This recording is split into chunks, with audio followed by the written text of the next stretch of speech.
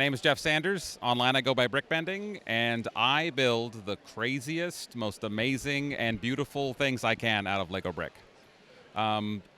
This is my first convention, so I wanted to bring out a sampling of the things that I have for my YouTube channel. I have about 100 videos at this point, from shorts and full-scale builds, and I just wanted to share a little bit of what I do with people in person. Yeah. And I've seen your work online for many years now, and it's so incredible, so very unique, the stuff you build. I'm very glad you made it out to your first convention here at Bricks Cascade, which is a fantastic show, so it's a great place to start here. But let's dive on into the build. So let's maybe start with this yellow one right here. Tell us about this one. So this is the sunflower worm, and I won Best Sculpture for this year, which is amazing. I'm super flattered about that. But the best thing about this is, if you just want to get a zoom on that, my daughter said that makes her feel a little bit sick. But basically, it's a slinky out of Lego. So, and I have a couple other builds here that are related to it. We jump over here. So this is the fully connected version, and it's rock solid, as opposed to the slinky version, which has all the wiggle in it. But if I can grab this other one. So this is the basic technique, but the cool thing about it, because it's hinged at one point, it can expand and collapse. So it's basically an 8-point star, or it can go up to a 23-point star. So that has been really fun to show. No, that's amazing. It looks like a rigid structure there, so the fact that you can get all that movement is crazy. Yeah, and I get a lot of questions about whether they all move and how fragile some are versus not. The lime green donuts here, they are very fragile. I won't be touching them because they would fall apart. But the medium azure, these half rounds, that's pretty solid. Especially here, the blue donut, this is another video I have on my YouTube channel where it's just perfect. Like, I just love it. And everyone wants to touch it. That's because it's just a beautiful, smooth curve in Lego, which is not normal. And it's made using the kind of like half round pieces here. Yeah, if you look at these various builds, almost all of them are just the 4x8 half rounds. On some of the larger donuts I have, I use a 2x4 filler just to expand it a little bit. And it's a similar over here with that donut is my largest donut yet. And I will be making bigger donuts, clearly. This is what I do, an obsession with donuts. But yeah, the medium azure half rounds was like a revelation. Just curves within curves, that's the double win.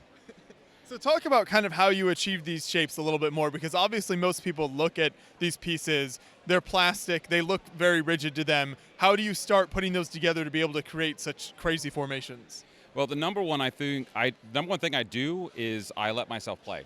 I explore, and it's been kind of a recent revelation where, you know, the whole concept of trial and error has kind of a bum rap. But when you experiment, you let yourself find things that you're not planning on. And that is 95% of what I have, what I do is these experiments that just, like 95% of those experiments, nothing comes out of them, right? There's a bunch of failures, but that other 5%, that's where you find magic. So I literally find any way I can to connect the bricks, legal or illegal. I don't discriminate between both. You're here to break all the rules. Yes, any rule, yeah, the rules are made to be broken, especially in Lego. So I have a couple of different techniques I use here. So one is the incomplete connections. That's how the donuts are formed.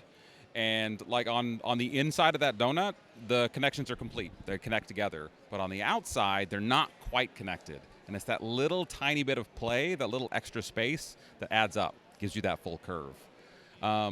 In the classic brick bending, and you can see my logo in black here, that's kind of what started me when we had our interview almost 10 years ago. Yeah, I remember that. That's before the donuts. That's what triggered my obsession, was that first Lego circle that I created. And so then I had to intersect 2 and 3 and 5. And so that's where the logo for brick bending came out of that. That's putting the bricks under stress, because you use a lot of small plates, or a lot of small bricks or plates. There's a little bit of space in between. And so that space adds up if you put enough together. So that classic stressed Lego circle. And then, of course, I've evolved well beyond that. If you come back to the rhombic triacontahedron, It's the same principle. It's the space between small plates, but I've moved into the third dimension. So there's a whole video there on my YouTube channel for how to construct this sphere, as well as a couple other spheres. But it's a lot of 1x2 plates. That's probably 90% of the plates in the build.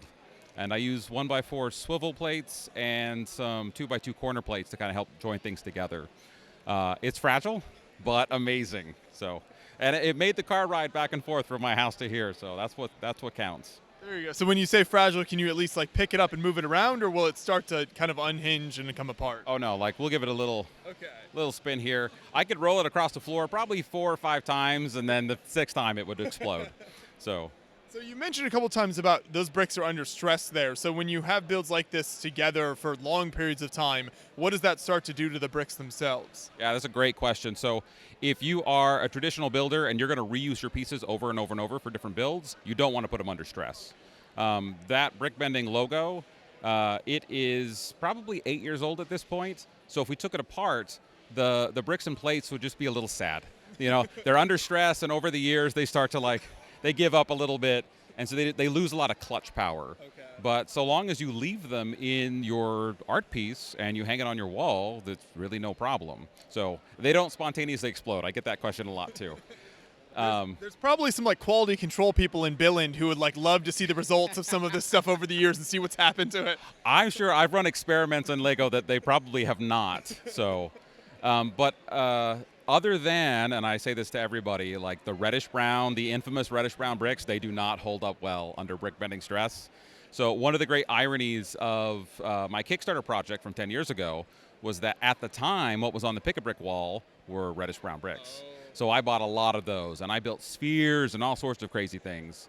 And over the years, like if I were to drop that brick bending logo, those black bricks, it would fall apart, and it would be a little loose when you put it back together, but the reddish brown literally would explode. They are brittle. It's a really strange, and I'm not a chemical engineer. I don't know why that's the case, but don't ever brick bend with reddish brown bricks. That's the takeaway from all of this. No, very, very good lesson to learn there. Well, let's keep moving down towards the right here. So we can look at this one kind of further out that has the light on it. What do we have going on here? So this is a collaboration between myself and Jen Rainsmart from Lego Master Season 2. And we just got online, did some Zoom calls, and tried to figure out what we could do for this convention. And so the twisting square, the black base for this build is from a video that I have on YouTube and on TikTok, my most popular video of all time. And it's just, it's a wave that's built into the square. And so it's hard to show that. I need to get my motorization skills up because it would be awesome to have that waving back and forth. And Jen had this really amazing idea. If we can sneak in here. So right now we're under a UV light. Let me turn off the UV light for you. See what happens here when the light gets shut off. So they're all orange plates. Wow, that is crazy. I never would have thought that was orange. So, and that is not my idea. Jen's very, very smart. And so there's just a difference between some of the older orange plates and newer orange plates, and I'm not sure which ones are which. But under UV light, some glow and some don't. So she separated them out, added this layer on top, and so when we flip it back on,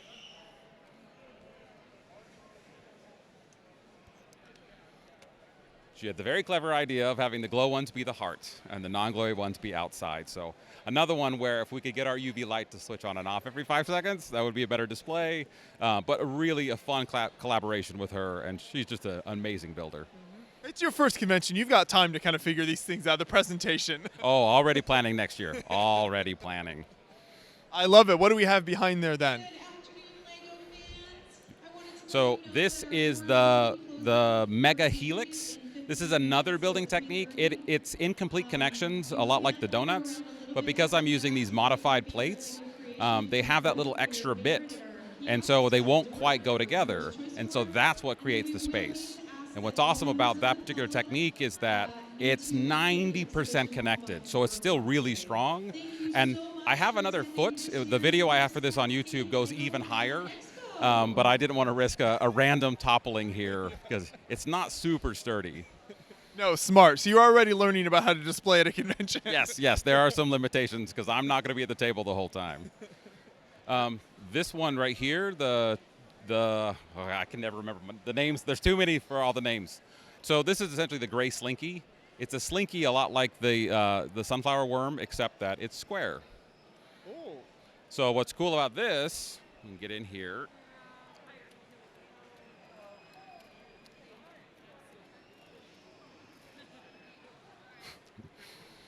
It twists either direction.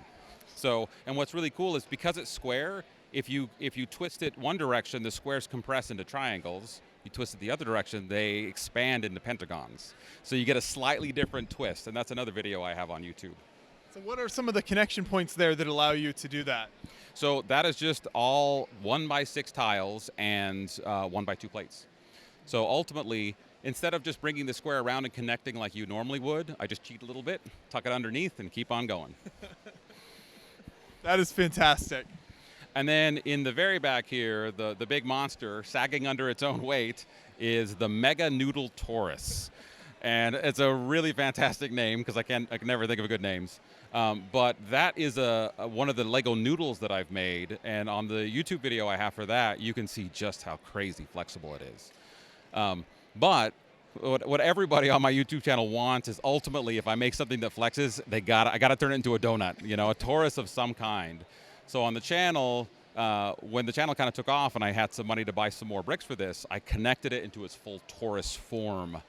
And one of the things I do on my channel is that if I have a spectacular fail in one of my builds, I try to throw it on the end as an outtake. Oh, you know what the people want. Oh, yes. The number of times I've been asked to have my slinky go downstairs, and I'm like, they'll go downstairs once, and it'll be amazing, and then I'll spend 2 hours putting it back together again. But on the Mega Noodle Taurus, that thing is big, and it's under a lot of stress. And so I was trying to get it together, and it just blew up in my hands. But later on, the connection was a lot easier. So these are all spectacular builds here, and you've been doing this, like you said, 10 plus years now. So do you ever run out of ideas, or are there so many possibilities with all of the different Lego elements that there's always new things to try? Oh, this is just the tip of the iceberg. And for everything I have displayed here, I have another probably 10 builds. And for every 100 builds, or for every build that I have, I've got 10 more ideas. Yeah. So and every time a new plate comes along, like these 4x8 half rounds, I saw them on the brick wall. I bought a cup or two, had no idea what to do with them, came home, and then figured out how to make the crazy curve, and then went back and cleaned them out. So there's literally just an infinite number of possibilities, and that's what I spend my time doing now. Yeah. No, I love that so much. So what is the reaction like, whether it's like the public at a show here or even online in comments? Do people think stuff is glued? What are some of the typical reactions when they see this? Oh, there's a range of standard reactions. So one is it's not Lego. And so what has been really cool about this convention is that everyone here expects it to be Lego, so they come and go, wow, that's amazing. Outside of the context of a Lego convention, they just think it's something like 3D printed, or I did a festival in the Middle East, and a lot of the artists didn't realize that they thought that my art piece was just laser cut, acrylic. And then they get up close and go, oh my gosh, that's Lego. That's made out of Lego. And I'm like, yes, it is. And so there's that initial reaction where they don't think it's Lego. And then when they discover that, that's where the magic happens. And that's been part of the joy of YouTube, is that on YouTube I can show that it's Lego up front with no denial, and then lead them to that magical creation at the end. I've had a bunch of people recognize the builds and oh, I watch your channel, I love everything that you're doing, and that's been really, really amazing. But probably the best ones are the people who just walk up and then they have to double take and triple take and go, what? and then I get to wiggle the sunflower worm for them, and their eyes get big, and it's probably the most rewarding thing that I do, is just expand people's minds about the possibilities of what you can do with these bricks. And there's literally, I love what I do, right? And this is an amazing stuff, but this whole room, it's just full of so many amazing creative things. And I'm actually looking forward to doing some collaborations with different people. The collaboration with Jen was really amazing, and I'd love to see other people take some of what I do, which is very artistic and austere, and make it so much more. Like, this is my thing, this is my style, but anyone who wants to build these and make them their own, I'm all about that.